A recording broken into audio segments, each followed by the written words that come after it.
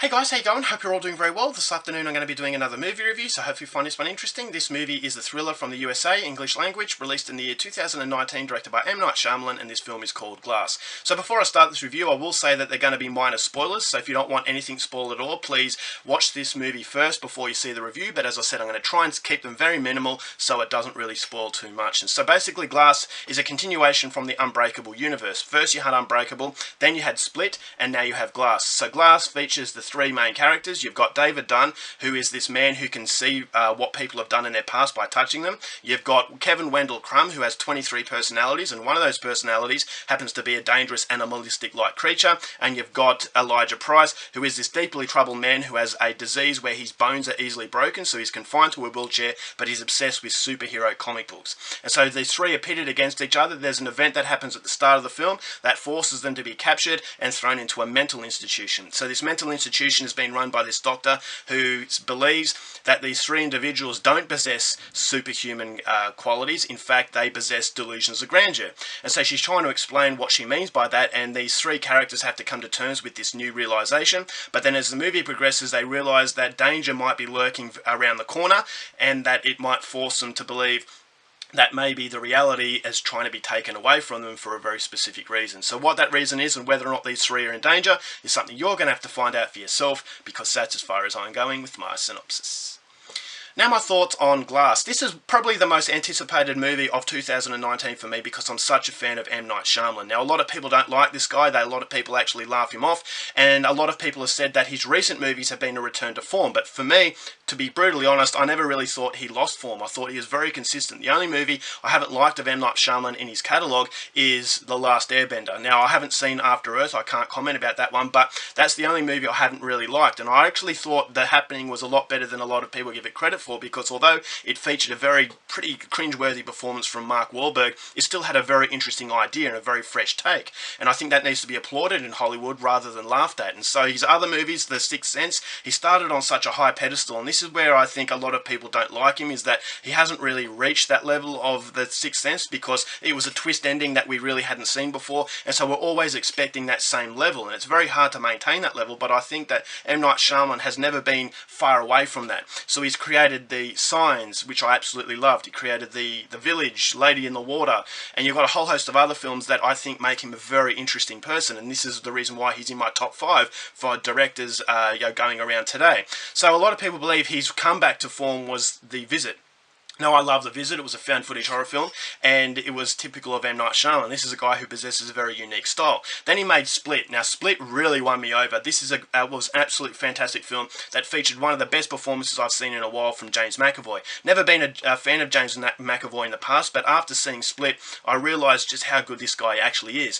And so coming into Glass, I had the expectation that this was going to be a nice conclusion to the Unbreakable universe, and that's exactly what I got. I believe this movie lived up to the expectation. A lot of people didn't really like it, but I think there's a strong sense of bandwagon with M. Night Shyamalan, is that it's kind of like the trendy thing to bag him out, and I think a lot of people ride that wagon to some extent. But for me, as I said, he never really lost form, and I think Glass is just a fantastic conclusion to what was a fantastic universe that this director has managed to create. And what this universe is creating superheroes in a very realistic sense, in that you've got characters that you can really relate to. You've got characters who are extremely sympathetic because they're a product of their upbringing. They're a product of their environment, and this might apply to superheroes, but it also applies to everyday people, is that if you're an absolute scumbag and you're very violent, usually it's a case of being brought up in that violent atmosphere. And if you're a very good person, you've been raised in a very stable atmosphere. And so it does beg a question, is that you are the person that you have become because you've been moulded that way. And so M. Night Shyamalan has taken that real life sense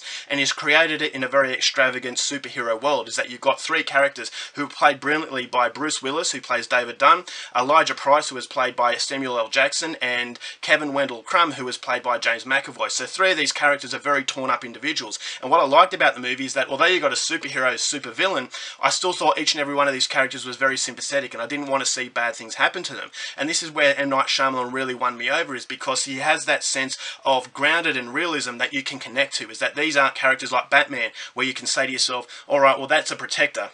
this is a guy who will protect me, but I can never see myself, in the shoes of Batman. But this M. Night Shyamalan allows you to get into the shoes of these guys because they suffer the same sort of problems that you do. You feel as though you're on the same sort of level. And that is emphasized through the fantastic script and the fantastic performances. And the performances wouldn't have been possible without the script that M. Night Shyamalan absolutely masterfully wrote. I thought the exchanges between these characters was very funny and also at the same time very thought-provoking. I love the idea of the Doctor who is trying to basically tell these three individuals that their capabilities are in fact delusions, and it does once again ground it in realism, is that there is a realistic explanation for what is actually going on, and so it's forcing these characters to come to terms with who they are, which once again is something realistic, is because a lot of people, and when it comes to mental illness especially, you can't be treated until you realise that the problem you have is in fact something that you can actually understand, and so this Doctor is trying to get them to understand. So this is where it symbolises mental illness as well, is that these guys are never going to get better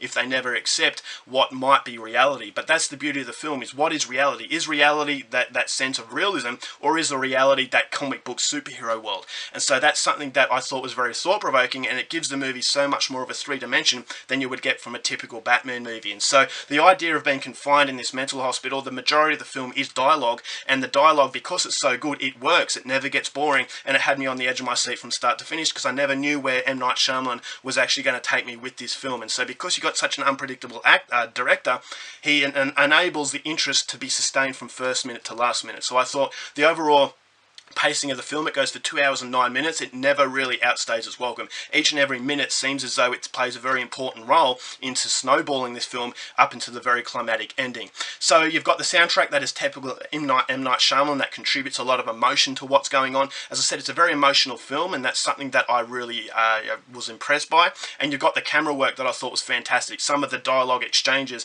I thought were very unique because of the way that M. Night Shyamalan captures what is actually going on. That is very evident in a lot of his other films, and that's what makes him, once again, a very unique film director. And so you do have some action scenes, but I like the fact that the action scenes play second fiddle. Is that, okay, you go into a superhero kind of film, you're expecting action to play center stage, but in this movie, it's the dialogue that plays center stage and the characters. And because, as I said, the dialogue enables these characters to actually shine through in a very colourful manner, it allows these fantastic actors to portray their characters in a way that they look like they're having a lot of fun, but at the same time being tested to a point where you can actually connect to what was actually the predicament that each and every one of these people were facing. And so you are expecting a twist ending right at the end, and it does give you a twist ending. It's not something that pulls the rug from under you, which is, as I said, very difficult to do ever since the Sixth Sense, but it still took me by surprise. And I really liked the direction that M. Night Shyamalan went with Glass. I thought he absolutely did it perfectly. There is a slight, at the end of the film, I thought it would have been a little bit better if you finished it a few minutes before. I think it lingers on a little bit too long, but it never derails it. That's the only minuscule problem I had with the film that once again impressed me. If you are a fan of M. Night Shyamalan, and if you are a fan of the Unbreakable universe, I think he just sculptures that universe in a way that you can connect to because it's realistic, but it has that otherworldly sort of feel that you're watching a very unique comic book superhero film. And so if it sounds like your kind of thing, I'm highly recommending this movie. I'm going to give Glass 4 stars. Alright guys, that's it for my review. Hope you enjoyed it. Until next time, keep watching movies, and I'll see you later.